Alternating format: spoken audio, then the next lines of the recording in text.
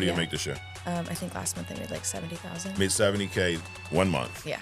And your previous job, I was not even making that much. 55K was the best? Yeah. What you did in a year, you just did in a month. Yeah, it's insane. It didn't happen for me overnight. A lot of people expect this business. They see, I don't know, somebody get there in like a year, 2 years, and they're like, well, that's not me. So like, I'm just going to give up. Right. Like, I'm like, the one thing I was never going to do was quit. My income has never gone backwards in this industry. Yeah. Like at the very least, I've doubled it. And then eventually you get to a point where it's just like, okay, well, there's literally nothing else that I could go do to make this kind of money. You stop complaining, you suck it up, you figure it out, because like there is no other opportunity to do that.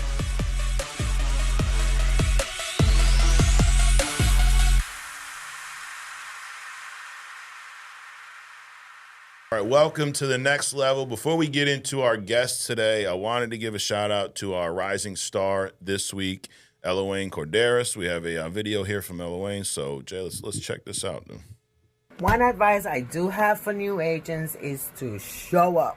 Just come into Zoom meetings, come into any type of meeting that you're being asked to, participate. Be a participant, be noticed, be there, be present, always ask questions, take notes, and just show up. Show up, work, put your head down, take notes, learn, work, show up. But being consistent is actually super important, and being disciplined, obviously. So whatever you can do to make it happen, just show up, be there, because people are counting on you, especially the top agents. They are counting to make you a top agent, so show up. Thanks. That's huge. I mean, it seems like a simple no-brainer, but that is half the battle. Yeah, I agree. Especially, you have a lot of young agents. I would assume that is maybe not a struggle, but getting them to actually show up all the time consistently is a big part of getting them to be successful. I agree. Half the battle is just getting there. You got to put the work in. And it's funny, you talked about, taking notes, paying attention. You said on your True Talk that you guys get together every morning, watch some leadership training, some videos, and you would give $50 to the person who took the most notes. Yeah. It's huge. 100%. Why? I just wanted them to be in the mentality of it, having it being second nature. Like when I go to Sean's events, I'm taking notes. Yeah. Like to this day, I'm taking notes. So it's just like second nature. So I want it to be second nature to them, the willingness to learn. Yeah. Dude, it's mind-boggling. We do these events, and we have, annual convention coming up. You can go to fflconvention.com to get registered for that. But, dude, I'll be walking around. I'm usually backstage, but sometimes I'll pop out in the crowd, and I see a handful of people taking notes, and then I see in the back of the room guys having sideline conversations. And I'm like, dude, I almost want to pull the leaderboard up. Bro, how much do you sell? What's your team do? Why are you over here talking to this guy when there's a guy on stage making $2-3 million a year, more than you, and you're distracting my man here, telling him all your tips? Or then you got the other guys that are out in the hallway. Bro, you got Deion Sanders on stage talking about how to be successful That's in business Sean's biggest pet peeve. with Sean, and you're out here talking to the carrier about, so the underwriting on this product, oh my God. About to lose it. Yeah. Anyways, well, guys, thanks for joining us on the next level. We got two special guests this week. So I got my man Jay Maska, and I got Nicolette McGannon here with us today. So I appreciate y'all both coming in. And it's funny that, the rising star, Eloane, talked about being consistent, because that's huge. It's one thing to have one big month, right? A lot of people have had one big month, but to do it over and over again. But the story we're talking about today is, Nicolette, you've been with us for how long now? 3.5 years. 3.5 years. 4 years, maybe. Okay. You came from the insurance industry, right? You were at same company? Yeah, 3-letter company. Okay. How long were you there for? A little under a year. Okay. How much did you make in that time? Honestly, not very much. No? Yeah. No. Less than 50K? Yeah. Yeah. Yeah. What's your background? I was working a corporate sales job. Okay. My dream was always to do medical device sales. Really? Yeah, out of That college. was your dream? Yes. Who the hell's dreams to sell medical devices? I wanted to make a lot of money. Okay. And I wanted to get in sales. And so when I was in college, that was just the one thing I could think of, either that or real estate or whatever. So I was working a corporate sales job. I had actually quit that job. I was going to travel for 3 months before moving into the next stepping stone in the corporate career. Okay. And COVID happened.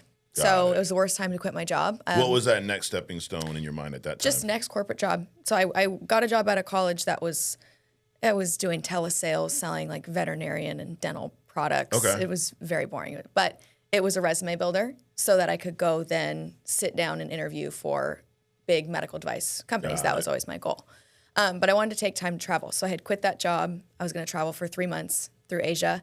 And a week before I was supposed to leave, they shut down the whole world. And I said, okay, I'm not going. But I had already quit my job. So a friend of mine was selling insurance. And she's like, hey, just get your license. We do everything over Zoom. I'm like, all right, whatever. Okay. Like, and this was the other company. Yeah. Yeah. So that's how I got into it. It was always meant to be temporary. Yeah. And when I worked at that company, I think that's where it like really opened my mind to the opportunity of like being in commission-based sales, number one, but also like the opportunity to build and run a business. So I saw kind of like that vision, but I really struggled there because my first month I did very, very well. And then it was very hard to keep up because there wasn't leads. I was crying once a week in tears. Like, I don't know what to do. Nobody's answering the phone, but it was really the same 30 people I was dialing week after week after week. But where I really struggled in when I finally was like, I'm done with this, was recruiting people into it and being told, like, recruit people into this, and they couldn't make any money. Got it. And so that's where I honestly left insurance, got my real estate license. I was like, I'm done with Oh, this. so you didn't go from there to No. here. You got into real estate. Yeah. I was done with insurance. I was like, the insurance industry is not for me. I tried real estate for about 6 months. Yeah. And Make any money? No, but I was working for a new home builder, which is a great place to start Yeah. in the real estate industry.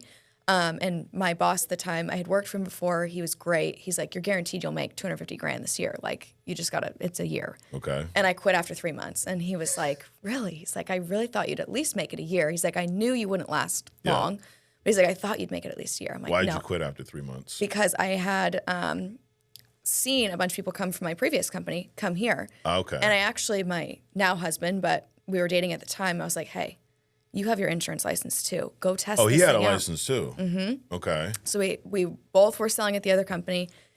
Neither of us were doing well. And so I said, hey, go test it out. Yeah. Like, go. Well, So you I set like him as the guinea I pig. did. Yeah. And what did it for me is like I was going into an office every single day into this new home build, like 12 hours a day. Somebody else was telling me when I had to be there, and I have no problem working, but it was somebody else telling me when I had to be there.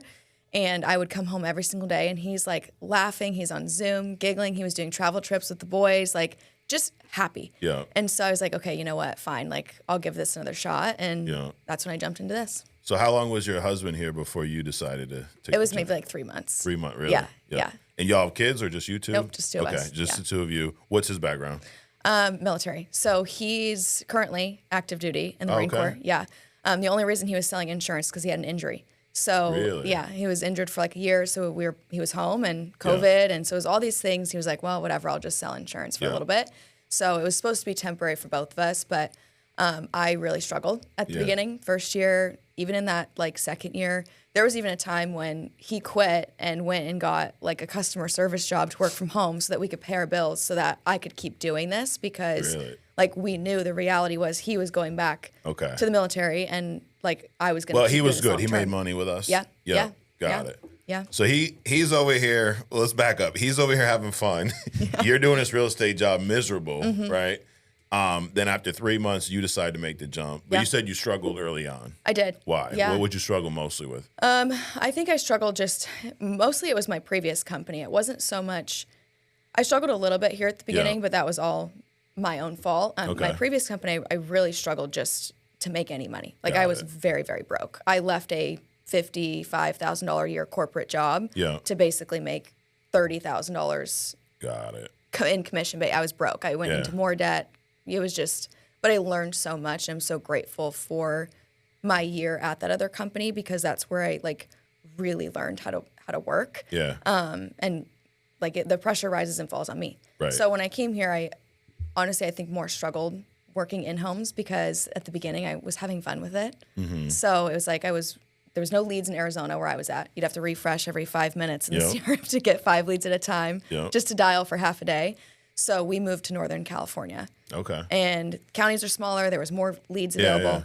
So we did that, but it's like, it's Northern California. I've never lived anywhere but Arizona, so it was fun for me too. Okay. I'd work really hard for 2 or 3 days, sell 10 grand, deposit 10 grand. Yeah. Because America would deposit it 2-3 days later, right away.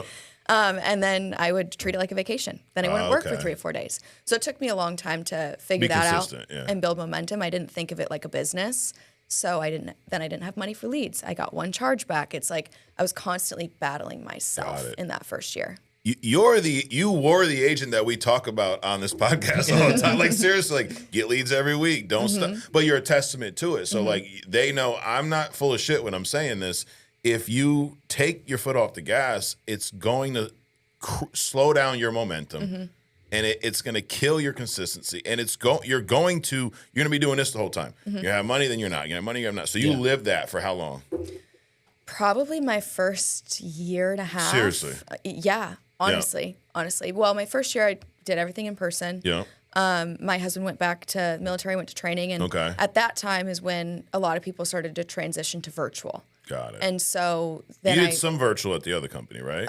Yeah, over Zoom. Zoom. Very different than just a phone call. Right. Very different. And it's a different sale. We're selling life insurance, I was actually trained not to say the word life insurance in my previous company. Really? We were not allowed to say life insurance. Couldn't say life insurance. We had to say permanent benefits. Permanent benefits. No, like if I said the word life insurance in my script, they were like, no, go back. Like seriously, we could not say. Like I used to say life insurance on a presentation, like shit, benefits, permanent benefits, not life insurance. Benefit. Wow. Yeah. Ain't that some shit? Yeah. And you weren't with Jay originally. No. You were with another individual, another group. Yeah. How long? And they left, right? Yeah. So how long were you with them before they left? 4 years. 4 years? The entire time I was the here. Entire time, okay. Yeah, and so I knew Jay. I've always known Jay, Yeah. but Jay and I we were both working like equivalent, if you will. We were both direct to the same person, and so like at the old company. Here you were. Okay. Yeah. Yeah. Here. So I've known him since the beginnings. Got it. Yeah. Since I was 2021. Yeah. Yeah. It's funny. I say this to Jay all the time. I used to I would call him for advice, like, hey, I respect you. You're so young. Look what you've done. But I would joke with him. I'd be like, you and I would absolutely never work well together. Like you're the last. We would just butt heads. Yeah. We're so different. And I tell people now, I'm like, Jay's probably one of the best business partners I've had in this business. In the almost 6 years I've had a license, which is crazy. But he's also grown and developed so much too, which is cool to see. Well, dude, we live in the same apartment complex, and she saw that I would always get eviction notices because I'd have 20 guys in a 2-bedroom apartment. So they're threatening to evict me every week because I kept air mattresses everywhere. Oh, shit. Yeah, so she was there for all of that. Yeah. Got it. Now, when this group left, why didn't you leave? Didn't make sense logically. Okay. What part about it didn't make sense? I think for me, I struggled so much at the beginning of this business. I had a lot of ups, a lot of downs, and I've learned a lot from my own mistakes, which I'm also very grateful for on a sales side, on a building a business side, all the things.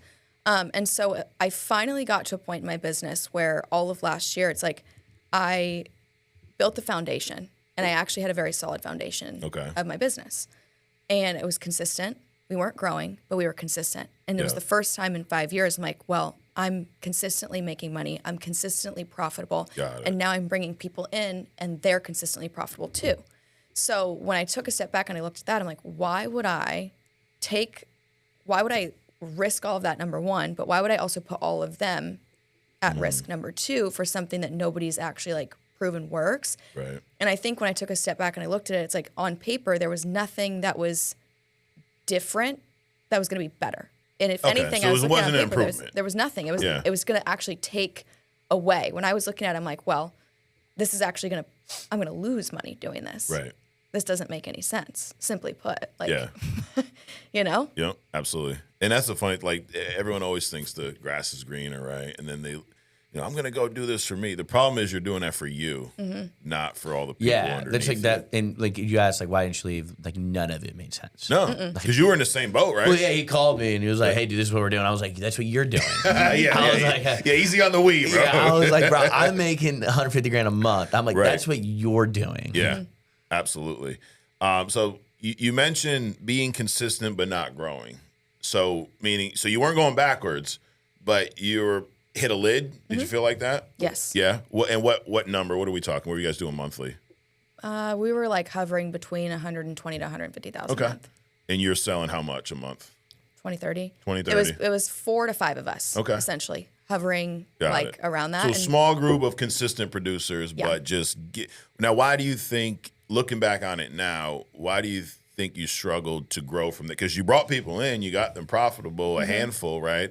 why do you think you struggled to get above that number? I wasn't even trying to bring more people in. Oh, you weren't? No. Well, Okay. I mean, like, yes and no, but not really. Not though. really. Yeah. And now that I am within the past 8 months, I've like actually cranked on marketing Yeah. and like hiring, like, and actually funneling that into the business. Like, I wasn't really trying. I definitely was comfortable.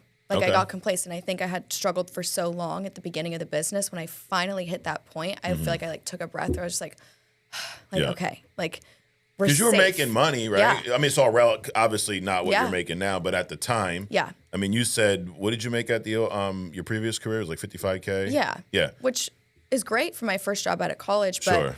you know, I finally got to a point where I was like, okay, I think I was making consistently probably 15, 20 grand a month. Okay. Like, and I didn't have to try too hard to do it. Got So it. it was like, I took that kind of like breath, like, okay, like I've made it, we're good. And I think like for me and for my lifestyle, it's like I got to a point where it's like my bills were paid, everything was good. Like I was happy, my agents were happy, like everybody was good.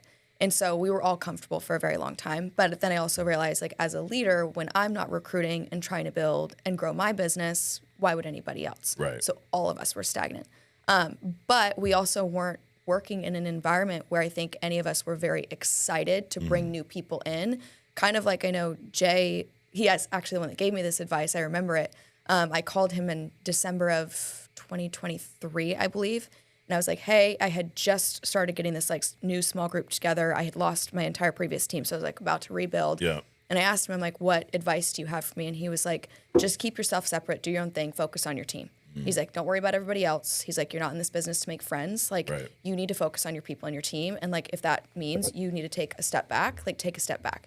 And so that's what we did. And so I think once we did that and like we got that momentum built, it was like, we just kind of like took a breath and slowed down. Yeah. But yeah, yeah.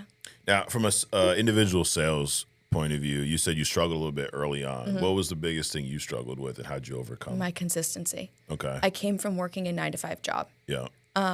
And people always ask me, like, what's the hardest for somebody coming out of like a 9-to-5 job or transitioning? I had never worked for myself. I had always worked. Like, I've always Yeah. had a job, even through college. Like, I've had 1 or 2 jobs always. Okay. So I never had a problem working. But when I came out of that corporate job, I realized I had gotten to a place where, like, I quit because I had hated it because I was very bored, complacent. But I was getting paid to show up.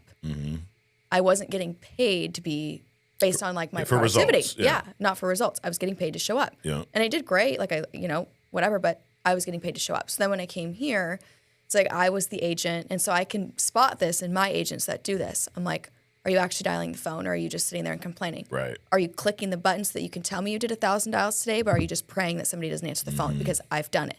And it's like that for me, it was Yeah. 100% me. It was nobody else's fault. Yeah. It was mine. I was not being genuinely productive with the time when I would sit down. Well, I showed up on Zoom today. Okay, but did you fucking do anything? Exactly. No, I didn't. Correct. Like, Yeah. Yeah. No, that's huge. It's fun hearing you talk. I'm like, it literally are an example of what we talk about so much on these trainings because that transition from 9-to-5 W-2 to 1099 independent contractor is not easy. Anyone tells you it is full shit. It is not easy. It can be done, but you have to make a complete switch of your mentality. Yeah, you're working for the investor. Now you have to become the investor. Yeah. So it's like it's a whole mentality Right. switch. There's no boss. Dude, Jay, you've been here. Sean doesn't call you up. Hey, Jay, you at work today? What are you doing? Yeah. No, do I call you and go, what are you doing today, Jay? No, I don't. I look at the numbers and go, he's kicking ass. Yeah. But no one's going to do that for you here. Now, you can get with a good team and, like, you motivate your agent, say, be here at the gym. So, but if you're not there, you're not there. It's kind of like, it's difference like when I was in middle school, dude, I was a problem child. But I did it for attention. So I was always in the dean's office and all. And then when you get to high school, you realize the teachers, they don't give a shit. Don't show up to class. No one cares. Yeah. You're in middle school. You don't show. They're looking for you. There comes, security's trying to find you. High school, you don't want to be here. Go home. And I'm like, oh, shit, this is like no one cares anymore. And it's kind of like going from a 9-to-5 job. They care, right? Where, you had to ask to go to the bathroom at some of these places. Here, like, well, if Nicolette doesn't show up after a couple days, bro, you're like, shit, I got to move on. I got to move on to who's here. Yeah, no, you're right. And you are your own boss. You create your own schedule. And the key is creating that schedule and working that schedule the same way you would for a boss. And like, why do you not, if you're struggling with that, ask yourself, why do you not give yourself the same respect that you gave somebody else in a job that was paying you pennies versus, I mean, what's been your best year with us so far? It will be this year. It'll be this year. What do you make this year? I think last month I made like 70,000. Made $70K 1 month. Yeah. And your previous job, I was not even making that much. 55K was the best? Yeah. Yeah. Which again, I mean, hey, it's not a bad job, but think about what you did in a year, you just did in a month. Yeah, it's insane. Yeah. It's insane. And it didn't happen for me overnight. I think a lot of people expect this business, like they see, I don't know, somebody get there in like a year or 2 years and they're like, well, that's not me. So like, I'm just going to give up. Right. Like, I'm like, the one thing I was never going to do was quit. And I'm like, eventually it will work out. Eventually it will work out. Whether it takes me 5 years to do what it took somebody else to, like, it's still going to take me 5 years if I can make $70,000 in a month. Like, that's stupid versus like, even if it took me 10, it's crazy. There's nowhere else. I was telling actually somebody on a hiring call earlier this week, I was like, my income has never gone backwards in this industry. It never has. Even if I started making no money, 30 grand a year, it's like, yeah, I went backwards from my corporate job, but after that, I've never, ever, ever gone backwards in income. Yeah. Like at the very least, I've doubled it every single year, which is insane. You cannot do that anywhere. No. And then eventually you get to a point where it's just like, okay, well, there's literally nothing else that I could go do to make this kind of money. So you stop complaining, you suck it up, you figure it out because like there is no other opportunity that you can do that. Yeah, that's a good point because like I've seen people make 20 grand a month and then quit. I'm like, dude, you made 20 grand. Like when I made 10 grand my 1 month, I'm like, oh my God, I'm sold for the rest of my life. Right. I'm like, I just did that. But I've seen people make 20, 30 and then like they get a little bit of chargebacks and they quit and then they go back to 9 to 5. I'm like, there's no way you've seen that much money in your life in a month just to go backward. It just blows my mind. Yeah. It's mind boggling. It's insane. But I love your story because we have a lot of big hitters. I had Ronnie Salem here a couple weeks ago. Yeah. And dude, he's like the fastest he's the fastest beast, to everything. He's the fastest to agency hall of fame. He's a beast. But not everyone is going to move at that speed, and that's okay. Yeah, everybody's got different stories. Yeah. Like different backgrounds, different stories. Absolutely. Like, yeah. Like that's the best of the best. But if what he did in 3 years takes you 5, 6, 7 years, who cares? 100%. Why does it matter? I never compared my journey to somebody else's. No. Because it's like there's money to be made at all levels. Yeah. Like, dude, when I quit my full-time job was the first time I got a paycheck here with a comma in it. They're talking like $1,300. I'm like, well, shit, if I did that part-time, right? I was in construction. I'm working 40, 50, 60 hours a week, right? And it was some of it was hourly, some of it was based off the job, the contract, but there's so many variables. Hey, it rains 3 days, we can't get out there. Shit, now the lumber can't get delivered because now we're home. There's no money coming in unless you're there. Like, dude, the minute I got a $1,300 commission check from Mutual Home, I was like, dude, I'm out. It'll be a piece. Because if I can do that off of a couple sales, imagine what I could do full time. Dude, I 100% agree with that. You know, and your path is your path. But like, take a step back and look, are we getting better? Are we going backwards? Then there's a problem. But if we're consistently moving forward, who's to say that what you did you should have did it quicker? Who cares? You made $70K last month, which is 20 something more than what you made in a year prior to this. And you went to college. Yeah. We had guys, I didn't go to college. You go to college? No. I drove by Yale a lot. It's in New Haven. Yeah, they probably won't let me in there. But I'm like, now I make more than most people in that building. Yeah, 100%. Like, it's crazy. And dude, I was like the type of guy that was, when I was broke in the industry, like paycheck to paycheck, just because I was putting money into it. Yeah. I was just grateful to be able to go to the gas station, go get an energy drink and a candy bar, and nobody had to tell me what to do. Like I always tell my guys, I'm like, dude, when you're frustrated, just go to the gas station and then be grateful that be grateful that you didn't have to ask anybody. Because the more you're grateful for the small things, the more you're gonna be blessed when you get the big things. Yeah. So I was like, dude, like you guys might be broke, but nobody's gotta tell you what to do. Right. So like you take those small amount of freedom that you have and go build more bigger, like build bigger freedom with it. 100%, dude. I'm with you because that was part of my issue. I hated being told what to do. Yeah. It's like if you're having a bad day, you can't go to the gas station. Be like, dude, you're on the clock. What do you mean go to the gas station? Yeah. Like, no, hey, I want to run home. I got shit to do. My kids I don't miss anything anymore. Yeah. It's like, but for a while I did. And I think that's the piece that a lot of people miss out is when you have your own business, you're independent. I got freedom. Well, yes and no. No, 100%. You got freedom from a boss telling you what to do, but you damn sure better build your own schedule and be a slave to your schedule. Yeah, I agree. And the people like I always tell them, like, so I'm not 1099. I'm like, dude, you are, but you think Elon Musk is like, oh, I have freedom. Like, no, dude, the dude, Right. dude still works 100 hours a week. Like, Correct. Like you have what freedom means is you can do what you want when you want. Yes. Freedom doesn't mean you just do nothing. Correct. Like it's just you can do what you want when you want. Freedom's not like you just do nothing. That's not how life works. 100%.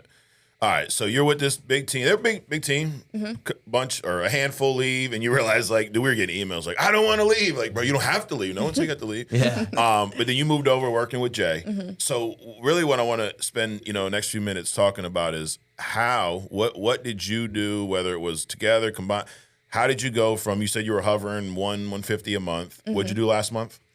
A little over 500,000. 500,000. Yeah. So I mean, it's a big jump, right? Yeah, What do you think you'll be at by the end of the year? Over $1 million. Over $1 million. That's your goal. Easy. Easy. I love it. So what changed? I'm sure it didn't happen overnight, but what changed? What changes did you make to go from that 150 to now 500 a month? Yeah, a couple things. Biggest thing was marketing. Okay. That was something previous to even me working directly with Jay that he would always tell me like, hey, the one thing that like you're not good at is marketing. Like you're not doing it at all. You're not even trying. You weren't good because you weren't doing it. You weren't good because you're not doing it. Yeah. Why weren't you? I don't know. It's a great question. Yeah. I think in my mind, I thought that I was, or I'm like, oh, like I can post on Instagram or whatever. It just wasn't consistent. You're like casually posting. Yeah, I'm like, oh, here and there we talk about the business. Or I'm like, oh, I'm hiring, 2 to 3 new sales reps this month. Yeah. It's like, okay, cool. Yeah. You were But the not really. equivalent to, hey, I showed up, I called the 10 people that never answered, but I dialed, Nicolette, I did. Yeah. You were doing that on social. I also think I was like begging people to come work with me is how it felt. Where it's like, I see people still do it too. Where I post like, hey, I'm hiring like 2 to 3 sales reps this month. It's like, everybody knows that you're not. Like, Right. Everybody knows you're hiring everybody. Everybody knows you're not. Like, Yep. it's not that like, oh, I'm only taking 2 people. Like, Yep. people see right through it. So it wasn't very genuine. But marketing was the biggest thing. So I actually, like, I've never had a problem spending money. And that goes with my business too. So the first thing I did was I hired somebody to help me with marketing. I hired somebody to film content for me. I pay them now. They help me manage my social media. They came up with a whole content plan. So that was one of the biggest things to now create this, like, acquisitional growth. That was something Jay was like, hey, you have had organic growth, but your organic growth is stopped. Yeah. That's why you're stagnant. You need acquisitional growth now. So I'm like, okay, makes sense. So I started putting money into it, being a little bit more loud on social media. I also just think like a switch just slipped for me where I'm like, I just don't really care what people think. And That's there was huge. some part of me, I think previously that, yeah, it's like uncomfortable to post on social media. What Sure. are people I went to high school going to think of me or this person or that person? I'm like, I just don't care. Yeah. And it's seeing like me like organically recruiting people from social media, bringing them in, watching this business change their lives. And I think ending last year, seeing there's a couple people on my team, like seeing where they were before and after 1 year in this business of them just selling insurance. They didn't build a team. They weren't like just selling insurance. How much that changed their life. Like, I was like, okay, cool. Why? I don't give a fuck about posting on social media. Right. If I can find 1 or 2 people, it's going to actually change this much. Yeah. So it was just a mindset shift. Also, like just looking at it from a business instead of just like a fun sales job that I was doing. And so that like all of a sudden now it's like, okay, now these people are coming in and it's like I knew how to sell. I've developed agents before, but I wasn't marketing and therefore I wasn't hiring. Yeah. So I was like, those 2 pieces were missing. Got it. And you hit the nail on the head with the not caring what people think. Like I love Gary Vee's content, and some of the best advice he gives is just like, just post. We think so much about shit that doesn't matter. Like you can post something today, dude, in a couple hours, the thing ran its course, move on. Who cares? You're spending hours thinking about, well, if I post that and then if this one sees it, they're going to think I'm stupid and they're going to think, and what if it doesn't get no views? And who gives a shit?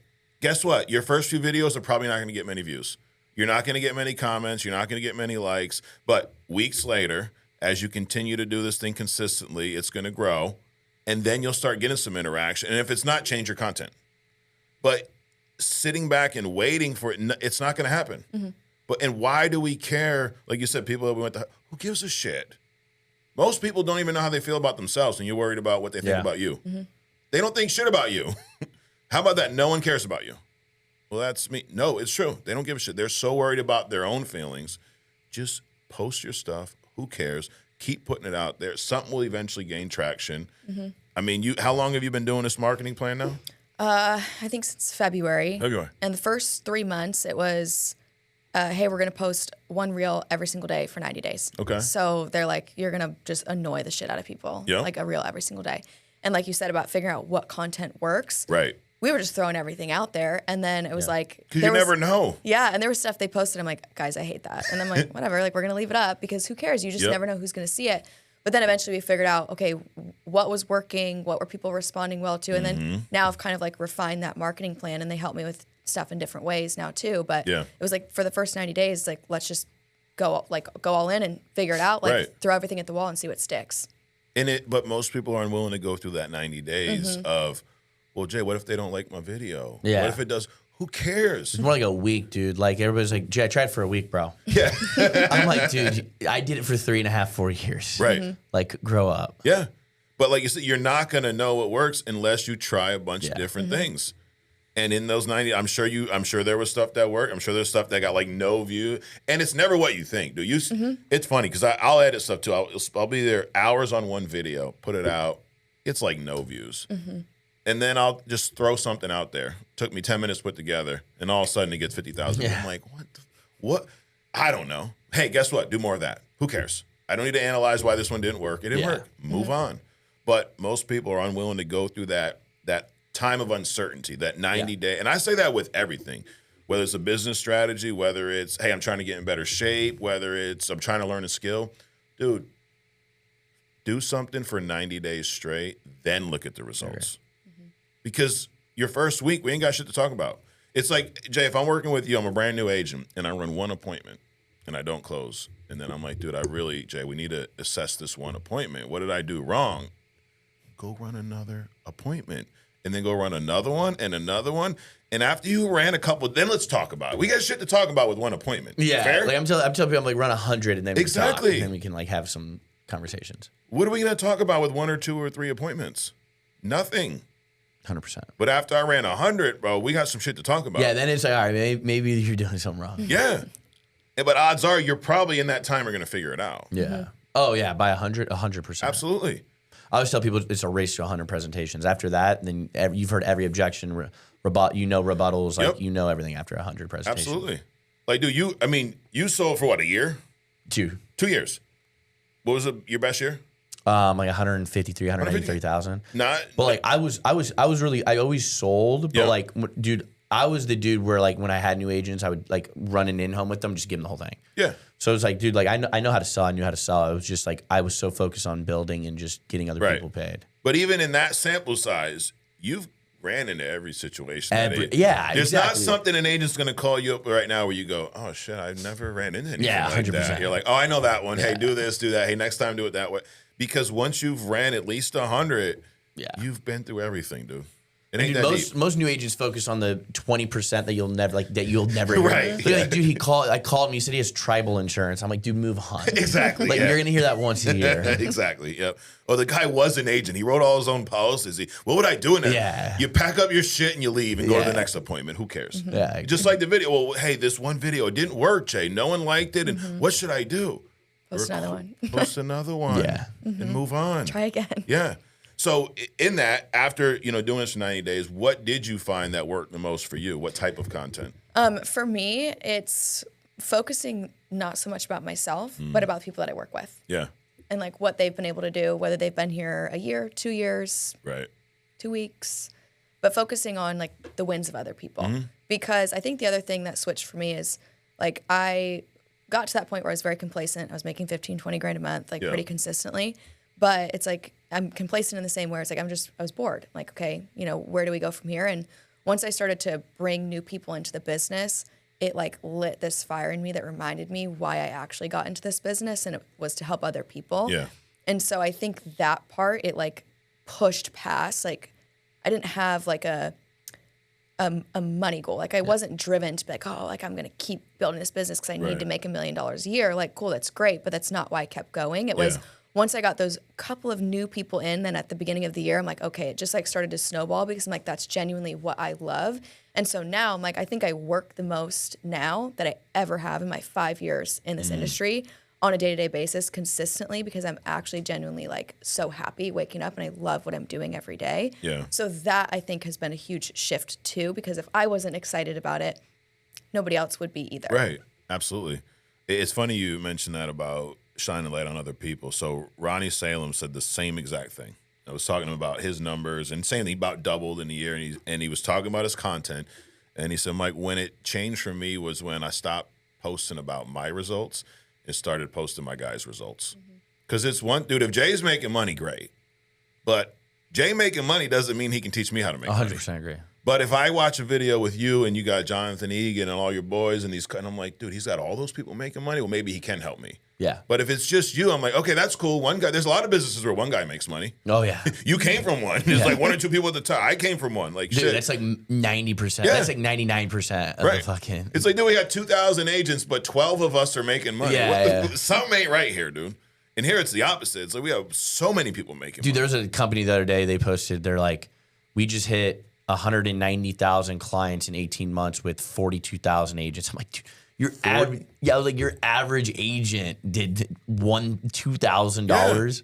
I was like, that is, dude, I would delete that post. Absolutely. Like, dude, well, I guess for them it wouldn't matter. But for you, how shitty would it feel where you're driving around in your Maserati, I'm on your team, and you know I can't pay my bills? Dude. But we're hanging out. Hey, come to the house. Come do some training. Come, and I'm at the office every day, dude. I'm selling, but because of the comp, the spread, whatever the case may be, No leads. I'm broke. You're not. Yeah. I would assume now, for obviously for some people, they don't give a shit. But for you, it wouldn't feel good. Yeah, I always tell people, like, there's a company out there that tries to recruit me all the time. I'm like, dude, if I did not care about agents, I'd be over there. Like, Yeah. I was like, if I did not care about agents, sure, I would be over there. Right. But I'm like, dude, I care about agents way too much. Like, that makes no logical sense. Yeah, absolutely. And you obviously feel the same way. Yeah. Where does that come from for you? Like Caring about other people. Yeah, maybe a stupid question because you do, but there's a lot of people that don't. Like, what? Yeah, I don't know. I just I feel like there's money is just not gonna fulfill you in life alone. Yeah. It's just not.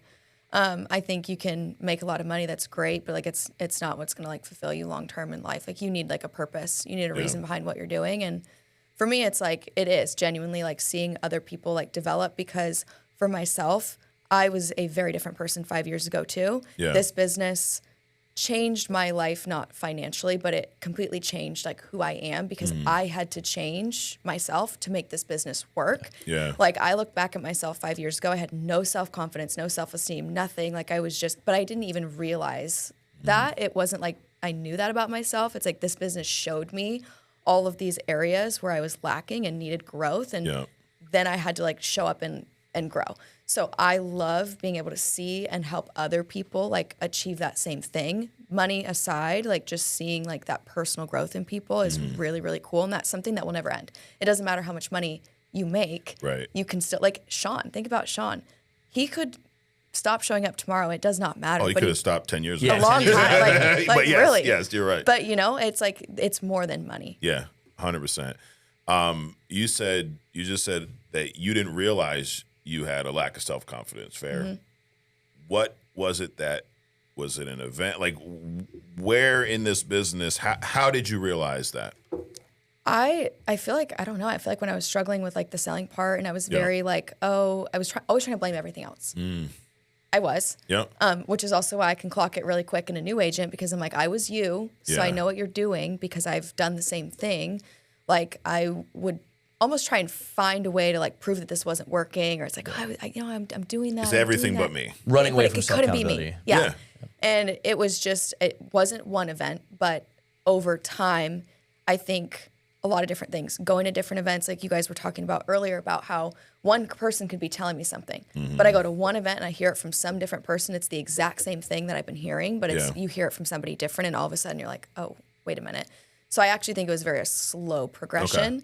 Of seeing that over time, but I think realizing it was me. It's nobody else's fault. It was me, and I had to fix a lot of things about myself to be able to become the person I need to be. I think the first team that I had built up too, getting into leadership, that also showed me a lot as well, because I did not know how to be a good leader, because I also didn't know how to be a good leader to myself, and it crashed and burned. But I learned a lot from that. Yeah. It's accountability. I mean, I'll say that you don't need any experience, any type of training prior to joining this company to be successful. But there are definitely some key things that you're going to look for that I think you do need to be successful here, and accountability is one of them. Yeah. Because this business, especially our industry, It's all on you. Like, it's great, Jay, to sit here talking about your numbers, how great, and you'll say, oh, great system, this, that. But, dude, those numbers are because of the work you put in. Do we have a phenomenal system? Absolutely. Do we have great carriers, great comp? Sure. But everybody hasn't done what you've done. There's a handful. Also, early on, when you weren't growing at this pace, that also was on you. Yeah, 100%. Like, and that's the part where once you whatever you're doing in life, once you can finally acknowledge that, dude, I am where I am because of me, then you can get better. Yeah. It's that whole, if you're looking to try to blame it on everything else, well, dude, Jay was the lead. You don't understand the clients. We used to hear this shit when we were at home. The clients in my area, I'm like, they're different than they are up there in the Northeast. I'm like, really? Come to the Northeast because we're some of the most rude, nasty fucking people you'll ever meet. I ran Rhode Island, dude. They'd like, dude, come to my house at 2. I show up, they had a gun on their porch. Exactly. I'm like, bro, you told me to come over. Yeah, like, 100%. You told me to be here at 2, and now you're like kicking me off with a gun. Yep. So I'm like, dude, I'm not listening to that. The people in your area, yeah, or the type of leads, they're just more sick down here. They're dude. How about focus on the stuff you can control? Can you control who's on the other end of that phone when you call them? No. Absolutely not. Can you control what a new agent's going to do when they get started? Absolutely not. But you can control your actions, your attitude, your activity, and that's all it boils down to. So, like, could anybody do it? Yes, no, but are you going to be accountable? Are you going to work? Are you coachable? Yeah. Can you manage those things? I mean, a lot's changed. I got my license originally in 2009. A lot has changed in this business. We used to go out in the home. We used to have paper applications, Jay, that were like 30 pages long. Client had to sign 4, 5, 6, 7, 8 times. Applications had phone interviews. We'd fax them into the carriers. Pages wouldn't go through. Dude, we'd have delivery requirements. We get paid once a week sometimes. A lot has changed. Now, you guys pick up the phone. I'll pick up my phone and write an Pick application. up yours. You could call right now on this. We could do this podcast. You can call someone right now. Write an application. Yeah. Over the phone. Voice signature, Dude, text signature. New agent actually yesterday posted a video. He was selling a life insurance policy off his refrigerator. Oh, like a smart refrigerator? Yeah, where you could go to Safari. He was pulling up an America application. Yep. That's hysterical. Yeah. So you can do that. Client gets covered on the spot. Agent's paid tomorrow. Yeah. Right? So a lot's changed, but the things that have not are the key, I guess, success principles. Like attitude, activity. Accountability. Accountability. You can control your attitude, your activity. You can't control anything else. And if you approach it with the right attitude, right activity, you will have success. Yeah. Now, will you be consistent? That's a whole nother story. But if you control this and control how much, and like you said, interrogate your reality, because activity, you can disguise activity. We had the same shit in our day. You stack of leads, bro. You're like, bro, Jay, you've been down on the same stack for 5 weeks. You know, you've been calling them the same time for 5 weeks. You know they're not going to answer. Yeah. Why don't you buy some new leads? Why don't you call some people that could potentially answer because I could dial through the same stack, and then I could tell, Nicolette, I've been dialing. I put 200 dials today. Really, Mike? Yeah, no, look, I dialed all these leads. But what I'm leaving out is the fact that I'm calling people that I know are not going to answer. But if I'm willing to get uncomfortable, and that's what I think stops a lot of people is it's uncomfortable. You went through it. Was it uncomfortable? Yeah, extremely. To go, oh shit, it's actually me. I don't have self. Yeah. What was the most uncomfortable part to at least, I guess, acknowledge about yourself? For me, where I think a big turning point was when I lost my first team, or they all quit on me, essentially. How many people did you have? I don't know, not a ton, maybe like 15. Okay. I don't know. We'll say 15. But you had them for a little bit. You did a lot of work like $150,000 a month. Okay. I wasn't making any money, which looking back was because, yes, I was selling, but I was selling $20,000-$30,000 a month, and I had 50% of my business falling off. I wasn't selling insurance the proper way. I didn't, and this was, again, my responsibility that I should have realized sooner. I'm like, oh, it's just how I was taught. Okay. Yeah. But at some point, like that's. Yeah, but what are you going to do about it, right? That's my fault. So it was the same thing. It's like, I was teaching all these agents to do the same thing that I was doing. Guess what? They were all broke. They were all drowning in chargebacks. So what happens? They quit. Yeah. Guess who got all the debt? Me. Yeah. And I'm like, okay, well, I actually remember, I think I called Jay and I was like, this is it. I've made it. I'm going to get all this roll-up debt. Like, this is the moment in business I'm going to, like, remember and talk about. This sucks, whatever. But I was like, but I'm going to figure it out. And it was like, that's when I was like, okay, I need to step back and take responsibility because it's my fault. I'm not selling insurance the right way. I'm in debt with my own chargebacks. I'm complaining. I'm teaching people to do the same thing. All this roll-up debt is my fault because if I was teaching them to do things the right way, paying more attention, like this wouldn't be happening. Right. And it sucks in the moment. It sucks in the moment, but that was almost 2 years ago. Yeah. Now Now haven't it's a had badass story to tell. Absolutely. Yeah. And I think and you can tell me if this is how you felt, but I feel like in those moments in my life, it sucked in the moment, but I got over it so quick because I'm like, dude, I've acknowledged it. I know that this is because of me. All I got to do is stop doing it. Yeah. It's actually not that hard. It's harder to acknowledge it than it is to make the change. To actually 100%. make the decision. Yeah. Yeah. Like you feel like it's the end of the world. Like, God, I suck. I should. But you know what? Hey, if I did it the wrong way, I could just do it the right way, right? Like it's not, it seems stupid. It's not that deep. Yeah. Yeah.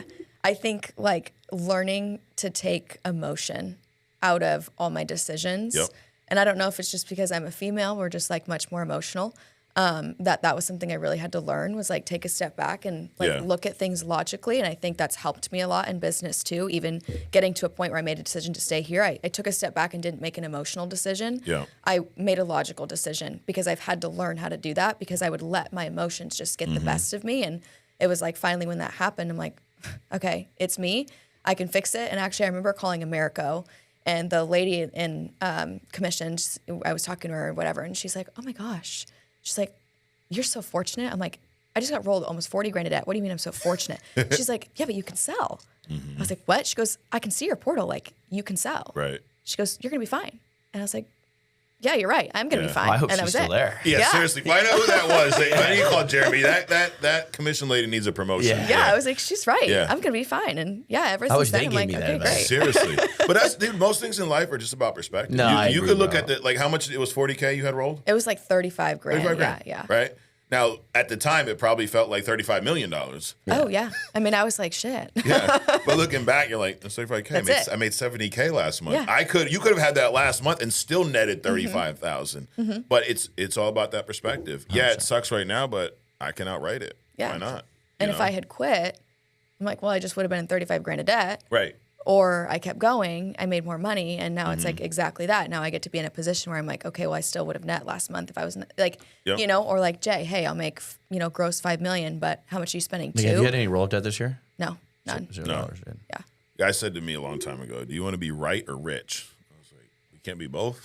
Like, no, right. I'll be rich any day of the week. Rich over right, right? Like that. If you would have quit then, you'd have been right. Anybody you asked outside of here would have been like, good thing you got out of that, Nicolette, because they're rolling you debt. You're right. You showed them. You want to be right or rich? Rich. Hey, you say that, being emotional is a female thing. I'll tell you, I think this is a misconception because we're emotional too. We just scream and yell. Yeah, different. like It's just I, But it's still emotional. I've punched the Maserati steering wheel a few times. Like, Right. But we look at it like, oh, they're going to get emotional. Dude, that's emotional too. Yeah. Right. And you've gone through a lot of changes. Yeah. Where- Oh, yeah. Would you say you were a lot angrier a few years ago than now? yeah, like, I'd say like angrier. Yeah, 100%. Yeah. It was more of like the willingness to win that made me angry. I would say. Yeah. Like angry, but yeah, 100%. But it's still an emotion that affects your decision. Yeah. Right? Oh, yeah. I used to scream at people, throw chairs, like Yep. punch the Maserati steering wheel a few times. Like, yeah. Yep. But it's you. Like, damn it, Barbara didn't buy a policy. Right. We've all been there. Yeah. But it is universally, if you can control your emotions, I agree 100%. When it comes to the business, don't make decisions based on emotion. Yeah. Now, it's a balancing act because you're talking to clients all day and they're making decisions based on emotion, Yeah. right? It's, hey, if your spouse doesn't come home tonight, what's going to happen? It's a ton of emotion there. They're not making logical decisions. But when it comes to your business, you got to remove that piece from it, and then it becomes what we do is simple. It's not complicated. It ain't easy. It takes a lot of work, but it's pretty simple, What else? What looking back, what do you think is the biggest lesson you've learned over the last, I guess, year since you've had this growth? Over the last year, not to quit, not to give up. And that was something when I started in this industry. And once I realized, because I got into it, it was supposed to be temporary. But once I realized this was something, I really saw that opportunity. I was like, I will not quit. I actually wrote a letter to myself my first year at my other company that was like, hey, I can't give up because like there are people out there that are counting on me to make this happen that I probably haven't even met yet. Right. So like I have to keep going no matter what. And I lost the letter, but like the goal was to save it so that I could look back someday and be like, see, this is why I never quit. Yeah. But I think this year, like seeing the growth is, you always say like, first nothing happens, then something happens, and then everything happens all at once. And so I feel like this year is kind of that everything happening all at once. It snowballs. Yeah. But it's amazing. It's like, I feel like I wake up every single day and it's like my brain's moving 1,000,000 miles a minute, and I absolutely love it. And I'm so grateful for it. But it's all those things beforehand, the ups, the downs that have like got me to this point. And so I just tell everybody, I'm like, you just can't give up, but it will get extremely hard. And there's always like something new. Like I am very well aware I have not even probably scratched the surface in terms of hard in this business. And like, I'm excited about that. Yeah. So I just think like that's like seeing all of that finally like come to fruition has been really cool. And it's like, hey guys, like just don't give up. Yeah. No matter how hard it gets. That's a quote I live by is like, first nothing happens and something happens and it all happens at once, but people quit at stage 1 where nothing's happening. Absolutely. So many people quit, like they're right on the cusp a lot of times. Like it's like you could see it for them. You're like, dude, just give it a little bit more, and they walk away. But I think it starts like even that quote you have. It starts with a belief level. Yeah, I don't care what business, what entrepreneur, what nobody became successful without believing they were going to be successful first, right? How many times have you? I mean, every success. Dude, I just knew I was. You said it earlier on your other podcast. I just knew I was going to be successful at some point. No one who goes, I just didn't think I would ever do anything in life, Jay, magically became successful. Like it starts there. You have to believe things are going to happen before they do. And it feels crazy at the time, right? Like if you could go, 100%. Go back to Jay as a kid and tell you, hey, dude, you're going to be punching your Maserati steering wheel because you're mad about not closing the policies. I'm complaining I'm in the Maserati. Right. Like think about like telling yourself as a kid when you're going through the shit you're going through, you'd be like, dude, you're crazy. You're crazy. But it starts with a belief level in you. Now it helps to have a system that's been validated. Like I'm not, dude, it's easier to do it when you're at a company that we've been doing this for, over 10 years and there's example after example after example, which then you go, well, shit, why not me? Why am I not doing? Why am I struggling with all these? That's why the event, you've been to our events convention. Yeah. You went to this last one? Yep. I've gone to convention every single year. Okay. The first year that I went, I barely had enough money for a plane ticket, but I went and it was like best decision ever. Yeah. But that was the only event that I really went to every single year. Yeah. Another thing I think that has changed this year is I think in the first 3 months this year, I went to maybe like 4 or 5 different events. Like wherever like Sean was going to be or Andrew was going to be or Jay was going to be, I'm like, okay, we're all going. Yeah. So like even like, oh, Andrew did a lock-in in Vegas. Like he did 2 in, I don't know, like a month's time. I'm like, we're going. Like my husband literally came back from deployment and I got on a plane the next day. I was like, I'm going to Florida to Sean's event. And he was like, okay, awesome. I love it. But like getting to all of those things also has just absolutely changed my mindset about the business a ton too. And it's wherever you are in your career, you need to be at those events. I mean, it's for several reasons. Like it's funny you say, I remember being in that position where, dude, I was at the other company. I won a contest. It was a new final expense product. It was Monumental, which is Transamerica now. I wrote a shit ton of final expense. I finished number 1. I got free rooms at the annual convention. Convention was in North Carolina. It's like 12 hours from here. Jay, I couldn't afford a plane ticket to get there. So I'm driving down there in my Hyundai Sonata, being paraded on stage, getting income rings, awards, and I'm like, dude, I couldn't even afford to fly here. Something ain't right. But I knew the importance of being there. Even though it was the wrong vehicle, it was the wrong company, but I knew the importance of getting around the people that were successful. And there's so many stories. I interview people every week here. And 9 times out of 10, they have a story like that where I was going to go to this event. I was told to go to the event. I couldn't afford to go, but I figured it out. I sold something. I roomed up. I remember my first event. There was probably like your apartment. You were getting evicted for having all the people. It was like that. We didn't have air mattresses, but there was people everywhere. Yeah, it's not that you couldn't afford to go. You couldn't afford to miss. Absolutely, 100%. That's if you're watching this now and you go, dude, I'd love to go in January, but I can't afford to go. To Jay's point, then you can't afford not to go. Yeah. If you want to make a serious run at this business, 100%. You cannot do it on your own. The beauty is, though, we have so many examples. Like year 1, dude, we're like, I don't really know who to point you to, Nicolette, because there's only a few of us. Like Sean's still selling, I'm still selling. Like top producer panel, Sean. Yeah, exactly. At the point we're like, yo, don't even put us on the leaderboard because that probably looks bad that the president of the company is actually kicking everyone's ass in sales. But now it's like, dude, there's so many examples just in your state alone, let alone like, hey, look at the rest of the company, which is awesome. But well, I appreciate both of you guys coming out doing this. Appreciate you having us. Absolutely. Yeah, thank you. And speak about shining the light. Like, I'll be fully transparent. We invited Jay, and Jay's like, hey, dude, I got this agent, Nicolette, who went from 100K to this. Can we bring her too? Like, sure. You know how many people have asked me stuff like that in the years we've been doing this podcast? None. Like, why? You need to be, this last thing I'll say, if you want to build a big business, you need to be the best promoter of your people. Yeah. 100%. Just like you said, when your social media started growing is when you started talking about other people. Go back a few weeks ago, watch Ronnie Salem's episode. He said the same exact thing. How about you when you started focused on other people? Yeah, dude, that's where everything changed because it builds your credibility that you can help other people. Right. They only want to see and hear about you for so long. These other companies, they highlight the same 10 people. Correct. It's like, bro, like you have 2,000 agents, you're highlighting the same 10 people over and over and over. Absolutely. Insane. And then you can even dig it. Because they didn't go through that accountability, interrogation like you, because they would realize that, they're just really insecure and they just need to put themselves on everything to make themselves feel better. Dude, there's a company I saw literally yesterday. They put their CEO as the #1 base shot builder. I'm like, dude, you supposedly own the company. Right. Like why are you on the leaderboards? It's just ego. Insane. It's just like, I got to highlight myself. Yeah. Hey, if you work at that company, go to familyfirstlife.com, apply. We'll set you up with Jay. But seriously, I appreciate y'all coming out and doing this. Appreciate it. I look forward to seeing you hit 1 million a month by the end of the year. Easily. And you guys, what are you guys going to finish at this year? 10 million a month. 10 million a month, yeah. And you did how much last month? 6.6. 6.6. Previous month 7. 7. Yeah. People took July off a little bit. It's okay. Yeah, dude. It's a season. It's a season. 4th of July and stuff, Yeah. Oh, yeah. You young guys with 4th of July mess up. But anyways, appreciate y'all guys. Thanks for checking us out. Subscribe if you haven't already. Go to FFLconvention.com now. Get registered for the next event. Like Jay said, if you think you can't afford to be there, then you can't afford to miss it. And you know where to find us every week right here on The Next Level. We'll see you next week.